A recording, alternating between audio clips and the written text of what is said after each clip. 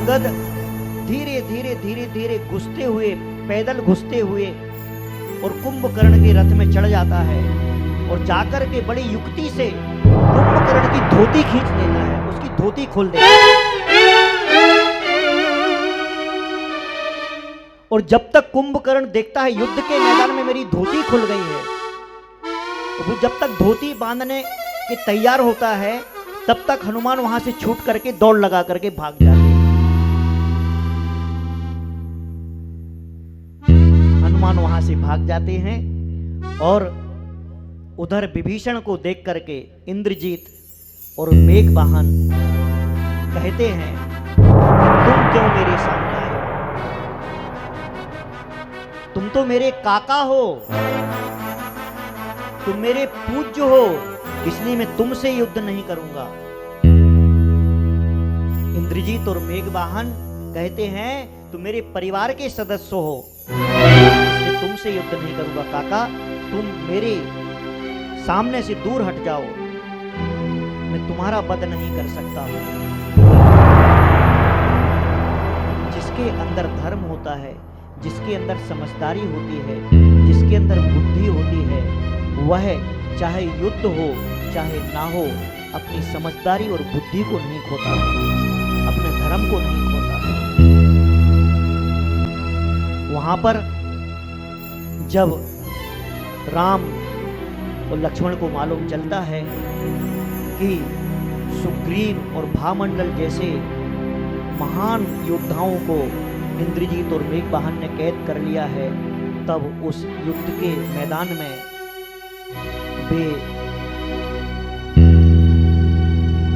कुलभूषण और देशभूषण मुनिराज के चरणों में, जो उसके पूर्व भव के पिता महालोचन गरुणेंद्र को याद करते हैं, आंख बंद करके उस विपत्तिनों से याद करते हैं, और वहां से महालोचन गरुणेंद्र जान लेता है कि मेरे लिए राम और लक्ष्मण ने पुकारा है, बुलाया है। तब वह गरुणेंद्र अपने चिंतावेग नाम के एक विशेष साथी के लिए वहां पर महान 2 विद्याओं को लेकर के भेजता युद्ध के मैदान में, और वह चिंतावेग नाम का जो देव रहता है वह आकर के राम के लिए सिंह वाहिनी विद्या देता है और लक्ष्मण के लिए गरुण वाहिनी नाम की विद्या देता है। दोनों विद्याओं को देख करके धीर वीर राम और लक्ष्मण ने विद्याएं प्राप्त करके चिंतावेग नाम के देवता का बहुत बड़ा सम्मान किया। कुशलता पूछी कि आप कैसे हो और गरुणेंद्र कैसे हैं, कुशल क्षेम पूछा। उसके पश्चात उन्होंने जिनेंद्र भगवान की पूजा के विद्याओं के प्राप्त होने के उपलक्ष्य में जिनेंद्र भगवान की पूजा के धार्मिक व्यक्ति, जिसकी आत्मा धर्म से ओतप्रोत है, जिसके अंदर श्रद्धा और भक्ति भरी हुई है, युद्ध के मैदान में भी जिन पूजा को नहीं छोड़ता है, जिसके जीवन से श्रद्धा निकल गई, आस्था निकल गई, धर्म के प्रति सम्मान निकल गया, वह बोलता है मेरे पास में जिन पूजा के लिए समय नहीं है। अरे जो व्यक्ति अपने जीवन में, जो मनुष्य अपने जीवन में ऐसा सोचता है कि मेरे लिए जिन पूजा के लिए समय नहीं है, समझ लेना कि वह अपनी दरिद्रता के दरवाजे अपने हाथों से खोल रहा है। धार्मिक व्यक्ति तो इन्हें कहते हैं। हम विचार करते, सोच में पड़ जाते, कैसा युद्ध हो रहा है, कितनी हिंसा हो रही है, कितने लोग मर रहे हैं, परंतु ध्यान रखने का कि तुम्हारी दृष्टि सिर्फ बाहर होती है और ये युद्ध करते हुए भी अपनी दृष्टि को अंदर रखते हैं। युद्ध के मैदान में भी जिनेंद्र भगवान की पूजा रचाई जा रही है, भगवान की पूजा कर रहे हैं। विचार कीजिए कि जहां एक हाथ में अस्त्र और शस्त्र हैं, वहीं दूसरे हाथ में पूजा की थाली है, पूजा के अर्घ चढ़ाए जा रहे हैं। भगवान को चाहे युद्ध का मैदान हो, चाहे खुशियां हो, चाहे दुख हो, जो कभी नहीं भूलता है, भगवान उसी का साथ देते हैं, धर्म उसी का साथ देता है। महान जिन पूजा करते हैं, जिन पूजा करने के पश्चात वो जो उन्हें उत्तम प्रसाद सिंह वाहिनी और गरुण वाहिनी विद्या प्राप्त हुई थी, हर्ष पूर्वक प्रशंसा करते हैं गरुड़ेंद्र की कि धन्य है जिसने मेरी इतनी बड़ी सहायता की इतने बड़े युद्ध में। फिर उस देव ने, जो चिंतावेग नाम का देव आया था, उसने उस मैदान में बारुण अस्त्र, आग्नेय अस्त्र, वायव्य अस्त्र आदि हजारों दैदीप्यमान शस्त्र राम और लक्ष्मण को प्रदान किए। उन राम और लक्ष्मण के लिए छत्र और रतन दिए और विद्युत वक्त्र नाम की गदा लक्ष्मण के लिए दी जीतने के लिए, और हल मूसल राम को देकर के हर्ष पूर्वक वह चिंतावेग नाम का देवता सैकड़ों आशीर्वाद देकर के मंगल भावना करके वहां से चला जाता है। देवताओं का उपकार कभी भुलाया नहीं जा सकता। जो देवताओं का उपकार भूलते हैं वे अज्ञानी, अधर्मी और अपराधी हैं। वे जिन शासन और जिन धर्म को नहीं जानते हैं। देवताओं का अपमान करने वाले अभिमानी लोग बहुत बड़े अज्ञानी और अपराधी होते हैं। यहां पर कहते हैं कि यह सब जो देख रहे हैं और दिखा रहे हैं विधि पूर्वक निर्दोष धर्म का फल है। जो विधि पूर्वक निर्दोष धर्म का पालन करता है उसे इन सभी फलों की प्राप्ति होती है।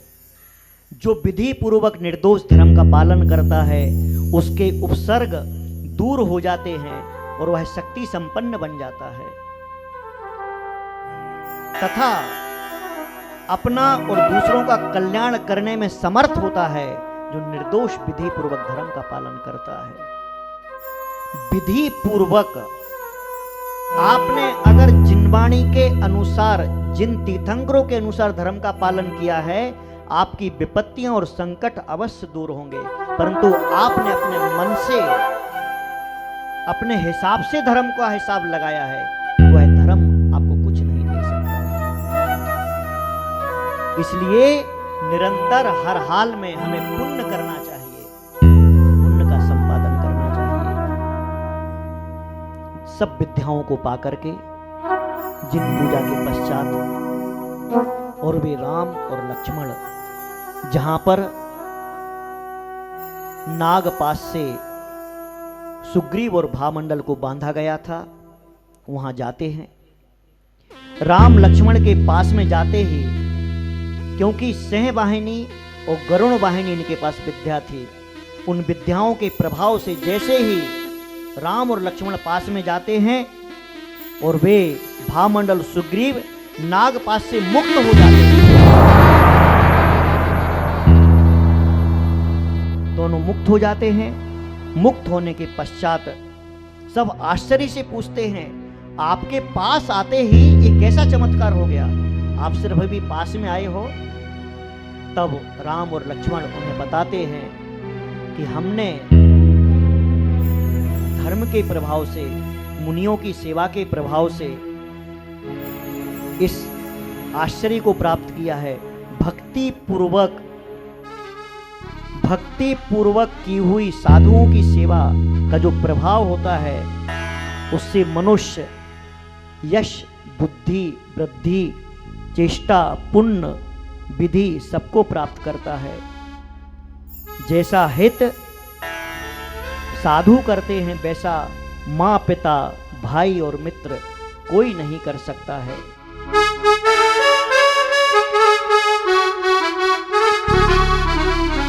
साधु सेवा भक्ति पूर्वक कर लेना रे, जग के सारे जंजालों से तर लेना रे। साधु सेवा भक्ति पूर्वक कर लेना रे, जग के सारे जंजालों से तर लेना रे।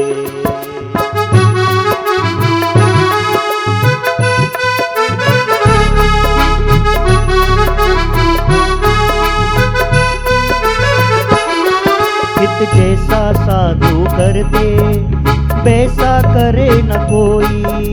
माता पिता और बंधो साधु सम ना होई। साधु के चरणों में रह लेना रे, साधु के चरणों में रह लेना रे। साधु सेवा भक्ति पूर्वक कर लेना रे, साधु सेवा भक्ति पूर्वक कर लेना रे।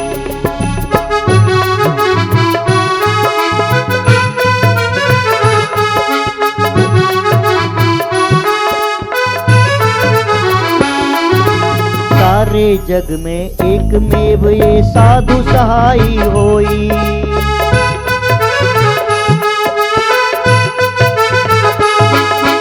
साधु संगति से बढ़ती है जीवों की पुण्याई।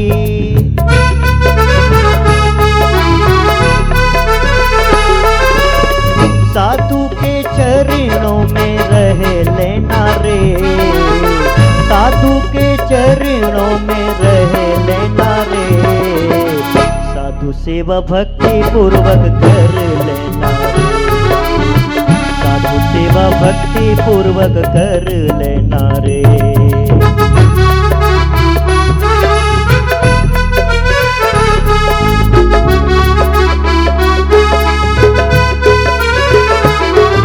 यश बुद्धि लक्ष्मी वृद्धि साधु हस्त समाई।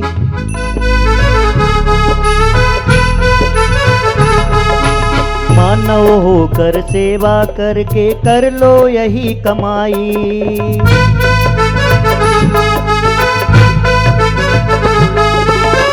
साधु के चरणों में रह लेना रे, साधु के चरणों में रह लेना रे। साधु सेवा भक्ति पूर्वक कर लेना रे, साधु सेवा भक्ति पूर्वक कर लेना रे। जग के सारे जंजालों से तर लेना रे, जग के सारे जंजालों से तर लेना रे। साधु सेवा भक्ति पूर्वक कर लेना, साधु सेवा भक्ति पूर्वक कर लेना रे, साधु सेवा भक्ति पूर्वक कर लेना रे। संसार में सबसे ज्यादा हितैषी और हमारी जिंदगी का केयर करने वाला, हित रखने वाला, ख्याल रखने वाला माँ बाप को ही समझा जाता है, माना जाता है। परंतु इस संसार में साधु जो जीवों का हित और भला करते हैं, वैसा हित और भला कभी भी ना माँ बाप, ना बंधु, ना भाई, ना मित्र कोई नहीं कर पाता है, कोई नहीं कर सकता है। साधु जो होते हैं उनकी भक्ति पूर्वक जो सेवा और भक्ति की गई थी, कुंथल गिरी में पंचधर पर्वत पर देशभूषण कुलभूषण स्वामी की जो भक्ति साधना की गई थी, जो उपसर्ग दूर किया गया था, उसके फल स्वरूप इन राम और लक्ष्मण को युद्ध के मैदान में भी ऐसे वैभव की प्राप्ति हुई, ऐसी विद्याओं की और सुरक्षा की प्राप्ति हुई। ये साधु भक्ति का फल है। साधु भक्ति जो भक्ति पूर्वक की जाती, साधुओं की सेवा और वैयावृत्ति, वह संसार में कभी निष्फल नहीं होती है, उसका फल अवश्य में मिल जाता है। उसके लिए महान पुण्य खुद का चाहिए। जिसके पास में खुद का ही पुण्य हो, भले ही वर्तमान काल में वो दरिद्र या गरीब हो, उसका भविष्य अगर पुण्यमयी बनना है, उसका भविष्य तब अच्छा होना है, तभी वह भक्ति पूर्वक सेवा कर सकता है। जिसका भवितव्यता, जिसका पुण्यमयी भविष्य नहीं है, वह साधु की सेवा नहीं कर सकता है। घर की सेवा, परिवार की सेवा, संसार की सेवा करने के लिए जो पुण्य नहीं लगता है, उससे कई गुना ज्यादा पुण्य साधुओं की सेवा, वैयावृत्ति, सहायता, उनके सहयोग, उनके प्रति किए गए समर्पण के लिए लगते हैं। और मित्रों, याद रखना, जीवन में कभी भी साधु सेवा का फल कई गुना होकर के तुम्हारे पास लौटने वाला है। ये साक्षात हमारे लिए राम का चरित्र, राम की गाथा, राम की कथा हमें सिखला रही है। हमें अपनी भक्ति, हमें अपने समर्पण को बढ़ाना है, तब जाकर के ऐसी महान उपलब्धियों की प्राप्ति होती है। जो पुण्यात्मा जीव होते हैं, वे पुण्यात्मा जीव खुद तो वैभव और संपत्तियों को प्राप्त करते हैं, उनके सहारे कई जीव, अन्य दूसरे लोग भी वैभव और संपत्तियों को प्राप्त करते हैं। पुण्यात्मा जीवों का बड़ा भारी योगदान इस संसार में होता है, जिनके कारण कई जीवों का कल्याण होता है। उधर दूसरी तरफ फिर से जब युद्ध प्रारंभ होता है, तब विभीषण और रावण का युद्ध हो रहा था। दोनों भाई एक दूसरे के सामने थे, एक न्याय के लिए, एक अन्याय के लिए, एक धर्म के लिए, एक अधर्म के लिए। एक पाप का साथ दे रहा था, एक पुण्य का साथ दे रहा था। एक सत्य का पक्षधर था, एक असत्य का पक्षधर था। विभीषण और रावण में चिल्ला चिल्ला कर युद्ध हो रहा था। विभीषण ने कहा,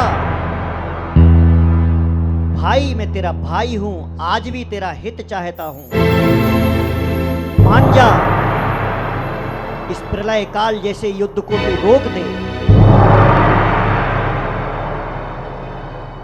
रावण कहता है, विभीषण तूने मेरे राज्य से विद्रोह किया है, भाई से विद्रोह किया है, तेरे लिए आज मैं तेरे लिए मजा चखाता हूं।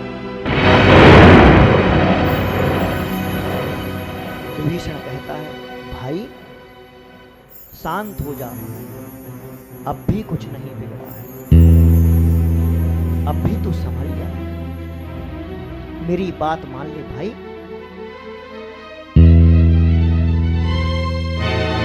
तब रावण कहता है, युद्ध के मैदान में उपदेश की बातें नहीं की जाती हैं,